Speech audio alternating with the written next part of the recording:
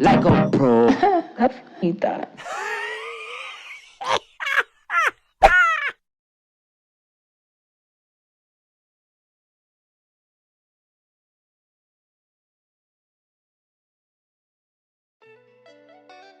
Hey guys, and welcome back to Brandi Beauty TV.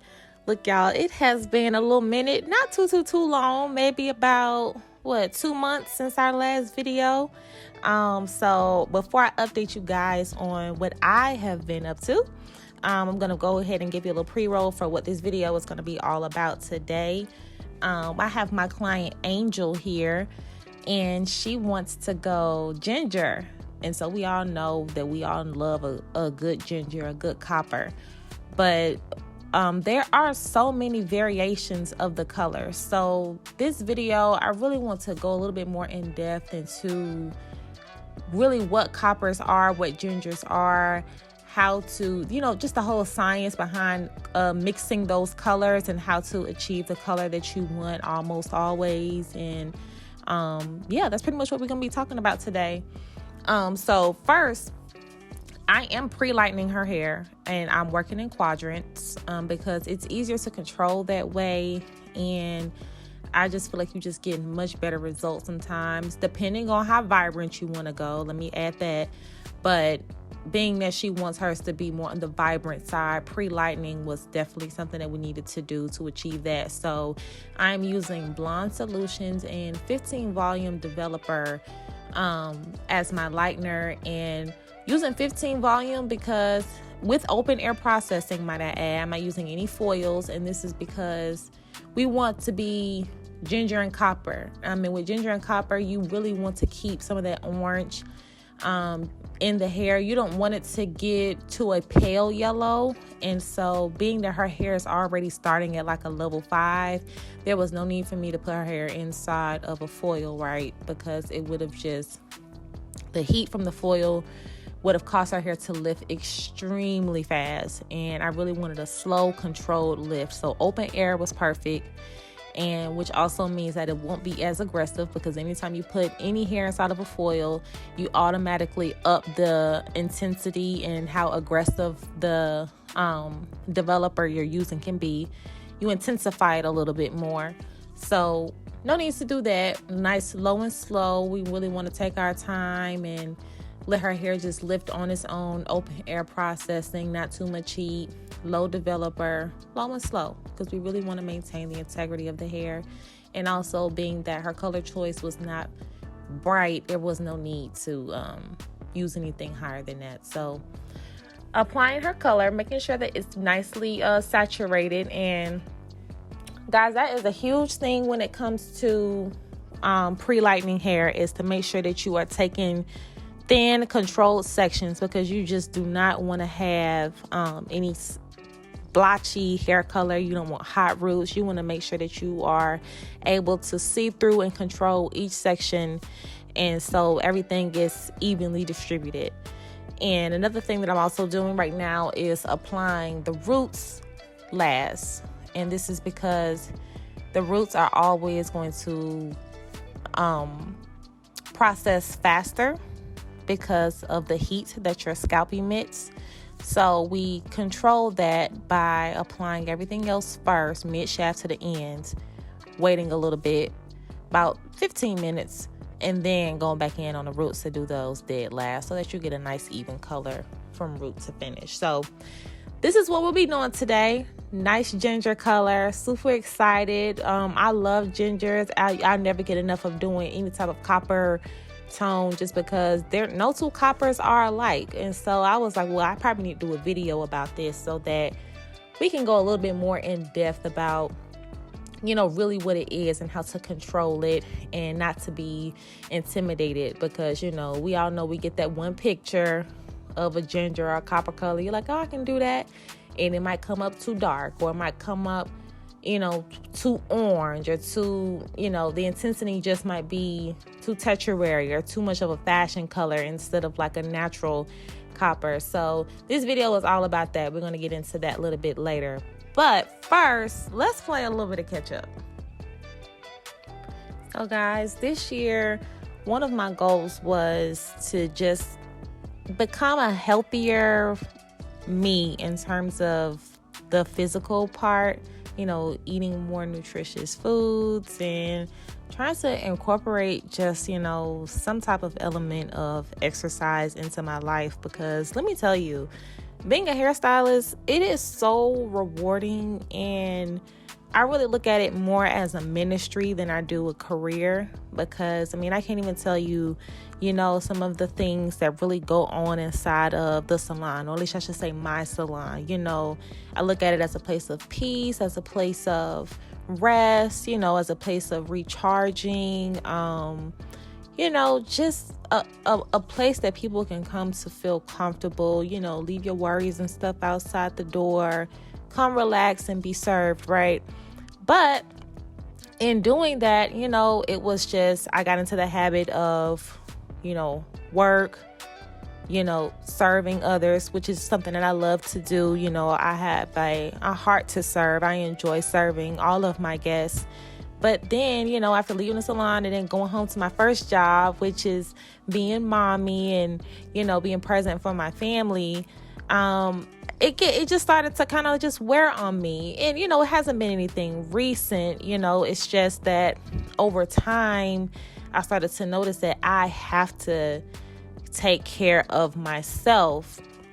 And the reason why I'm sharing this is because many times, as a hairstylist or anybody that's pretty much in this field, this service industry, correct? Anytime you're serving someone, you can't do it from an empty cup. You have to make sure that you take care of yourself and doing it intentionally. You know what I mean? Carving out the time, putting it as number one on the list so that you can serve everybody else effectively. And so that meant for me that I needed to find time to move my body, because y'all, standing up all day, the wear and tear that it has on your legs, my ankles were becoming swollen daily, just not packing nutritious foods. And this isn't anybody's fault but mine, right? But I had to change that. So I said, I'm going to take the time off that I need so that I can just focus on creating better habits. And so that's what I've been doing. Just making time to walk every day, move my body.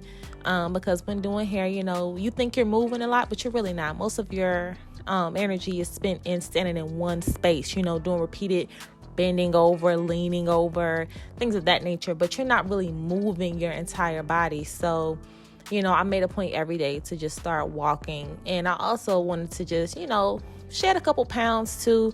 I really wasn't too concentrated on that. I just wanted to be healthier in general. And boy, I tell you, my life has changed so much since incorporating that aspect. And so I encourage, all hairstylists, and not just hairstylists, but just people in general. If you watch my channel and you enjoy this content and you work, I don't care if you work from home, work outside the home, whatever you do, if you stay at home mom, whatever you do, make time and carve out that time for yourself to become the best version of yourself, because it's nothing like just taking that time for yourself. For me, that consisted of making sure I ate better, because y'all, I have the worst sweet tooth ever. I could eat cake all day long. I don't even have to eat no food.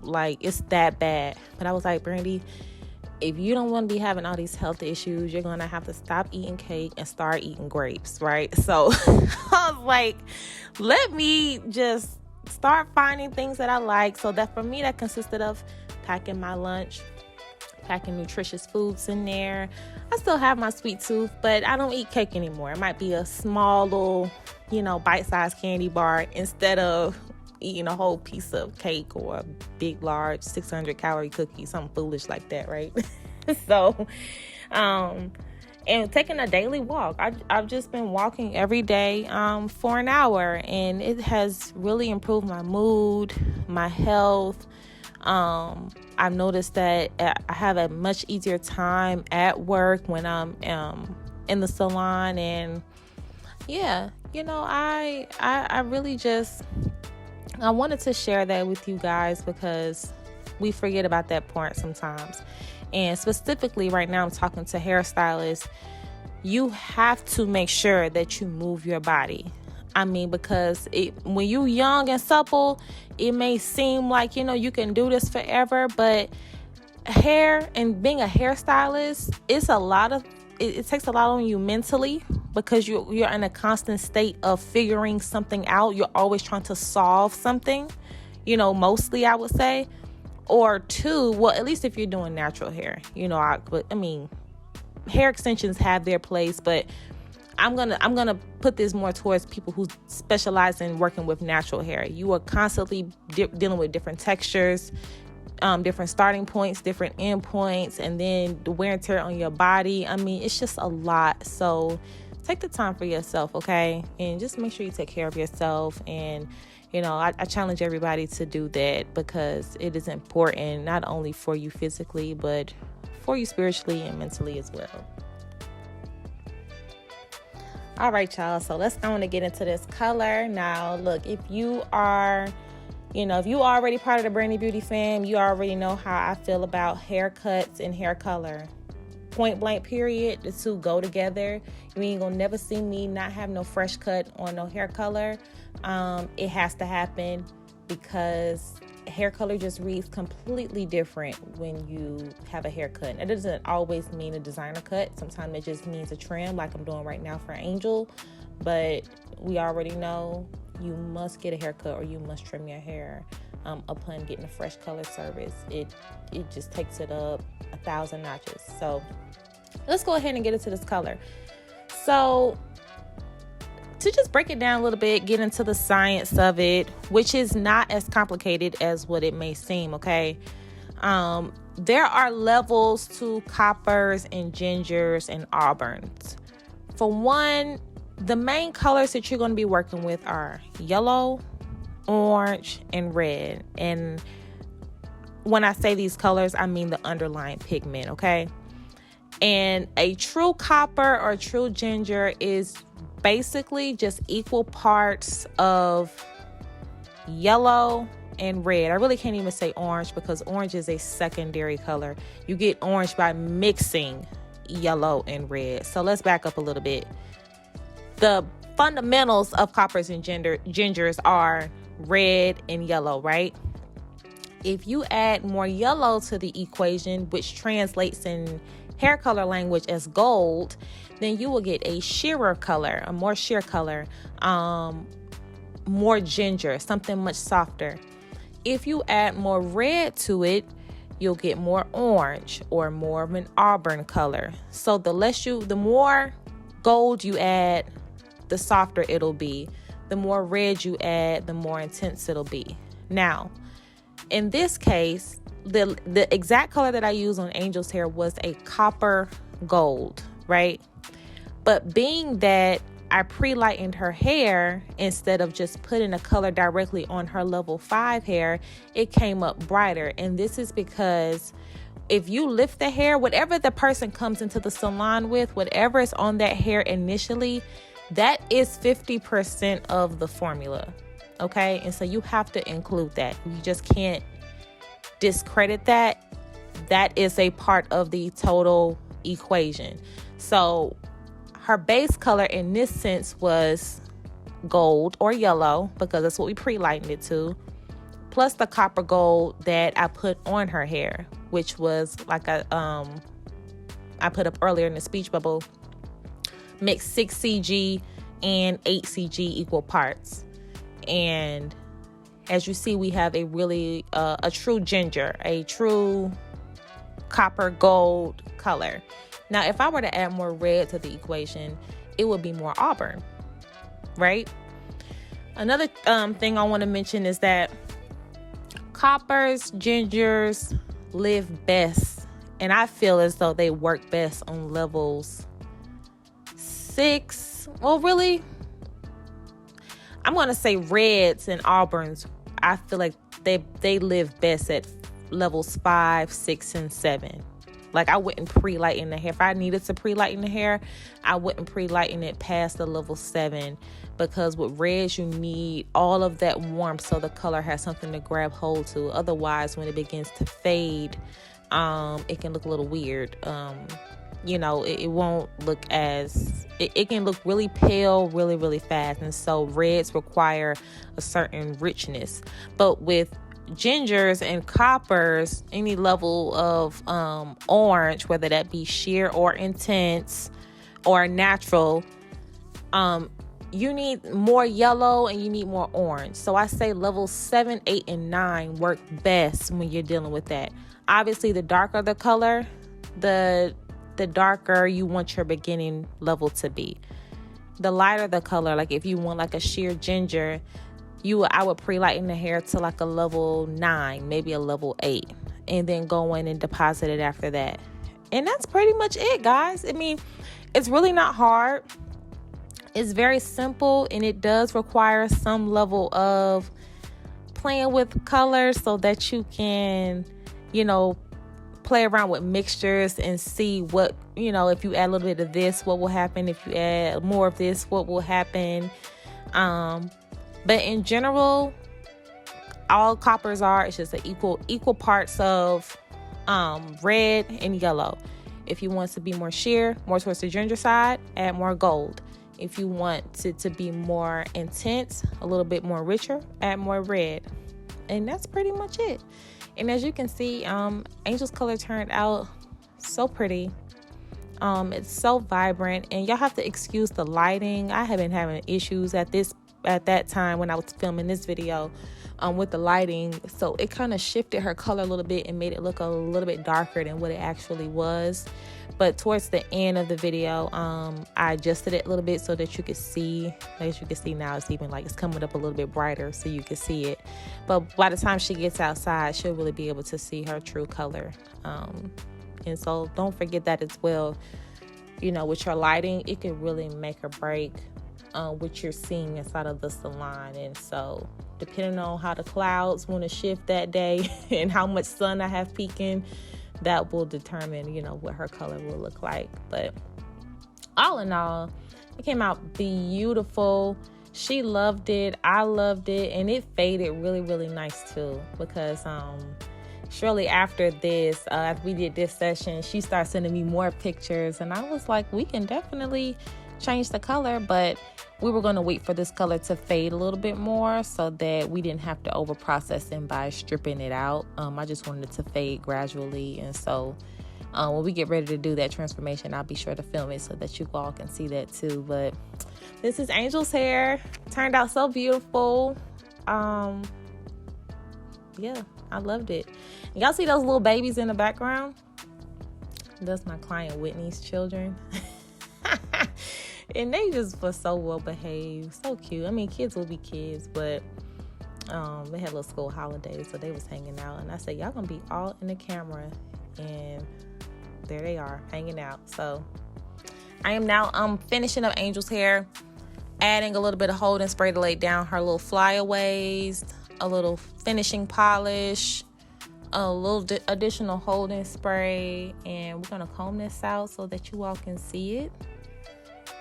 And y'all let me know what y'all think in the comments.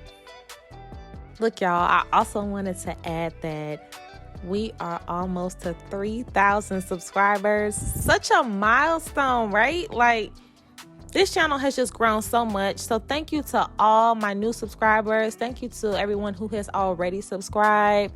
I love what I do. I love being able to share what I know with you guys. Love being able to share these transformations. Like, so much fun. Like, thank you guys so much. I really truly appreciate it. And I can't wait to share new upcoming content that I have. We have so much to look forward to. I'm so excited. So y'all make sure that y'all continue to share the content, comment, and as always, I will see y'all in my next video.